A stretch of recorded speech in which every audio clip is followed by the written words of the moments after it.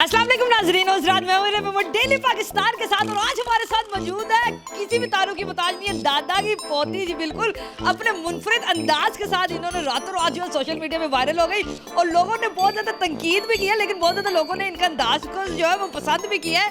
तो बड़ी मुश्किल से इनसे टाइम मिला, बाकी इन्हीं से जानते हैं। अस्सलाम वालेकुम। वालेकुम अस्सलाम जी। अच्छा, सबसे पहले बताइए कि आप हर वक्त मेरी तरह हंसती रहती है, इसकी क्या वजह है? जी, आई थिंक कि एक स्माइल करना हमारे दीन में भी वो है कि अगर आप बगैर किसी मोटिव के, इंसेंटिव के अगर स्माइल करते रहें तो एक खुशगवार चेहरा एक रोज़ चेहरे से तो बहुत बेहतर है। भी ऐसे होता है कि हंसने की वजह से वोट्स ज़्यादा मिल जाते हैं। आई थिंक चाहे वोट्स मिले ना मिले, आपको हंसते रहना चाहिए। अच्छा, मुझे बताया, आपके बात करने का अंदाज जो है एक बड़ा मुनफरिद सा अंदाज है और एक लीडर का अंदाज बिल्कुल ऐसे ही होना चाहिए। तो ये आपने सीखा है, इसकी कोई जो क्लासेस वगैरह लिए, ये नेचुरल अंदर से निकलता है? जी, ये मेरे आई थिंक अगर आप क्लासेस भी लें तो रटी रटाई चीज़ का पता ज़रूर चल जाता है। अगर आपकी बात कोई दिल से हो या अगर आपका एक अपना एक वो हो, क्योंकि मैं मंज़ और स्पीचेस में मैं बचपन से डिबेट्स में हिस्सा लेती आई हूँ, तो ये मेरा एक अपना ही अंदाज़ है। मुझे लगता है कि आपकी बात में ज़रा जोश होना चाहिए। अगर आप बात कर रहे हैं, अगर लोग आपके लिए जमा हैं, मतलब जो लोग आए हैं वो आके सो जाएं, मतलब नहीं, आपकी बात में जोश हो, कोई कंटेंट हो, कोई बात हो,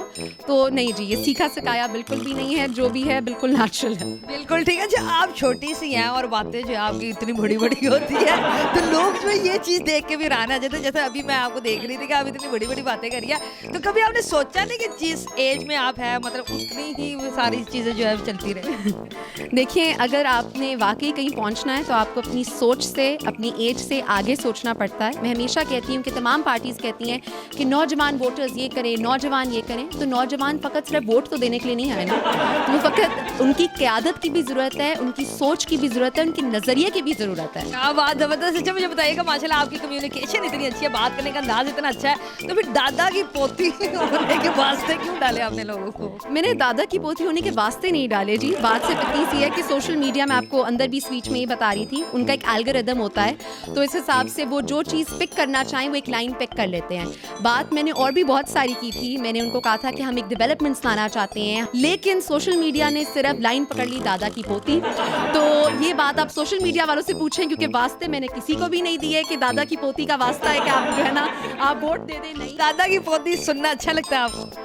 देखिए, दादा की पोती जब मुझे लोग सैयदा महा बुखारी कहते हैं तो लगता है कि जो है अपनी अपनाहियत महसूस होती है, लगता है कि वो मुझसे बात करें।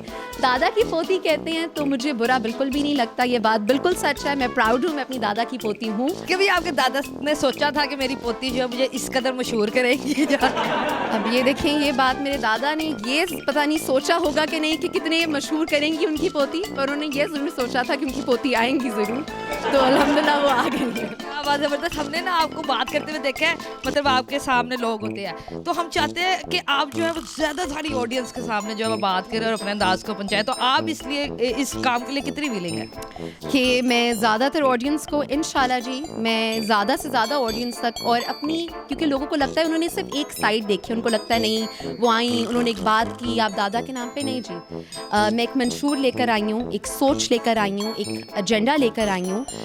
मैं बहुत सारी ऐसी चीज़ों के बारे में बात करना चाहती हूँ जो कि लोग नहीं करना चाहते हूँ। मैं प्राइवेट और पब्लिक एजुकेशन के बारे में बात करना चाहती हूँ, मैं बहुत सारी चीज़ों की बात करना चाहती हूँ, तो बिल्कुल करेंगे, ज़रूर करेंगे। बात। अच्छा जी, हमने माइंड ना कीजिएगा, एक सवाल है कि हमने आपकी एक वीडियो देखी थी जिसमें आप माशाल्लाह काफ़ी मॉडर्न जो है वो दिखाई दे रही थी, और जब आप स्पीचेस के लिए जाती है तो आपने चादर वगैरह सारा कुछ लिया होता है, तो क्या ये कंपलसरी है कि अगर वोट मांगने के लिए जाए तो अपने ड्रेसअप करके जाना? देखिए जी, जिस हल्के से हमारा ताल्लुक़ है वहाँ पहले ही ख़वातीन जो हैं उनको घर से बाहर निकलने की इजाज़त नहीं है। तो अगर एक खातून घर से बाहर निकल रही हैं तो आई थिंक अब ये आप भी खुद एक खातून हैं, तो आई थिंक ये सवाल जो है एक ख़वातीन की ड्रेसिंग का आपको तो पहले ही सबसे पहले तनकीद करनी चाहिए। हर किसी की प्राइवेट लाइफ है, जब पर्दा नज़र का होता है, पर्दा हया का होता है, ठीक है।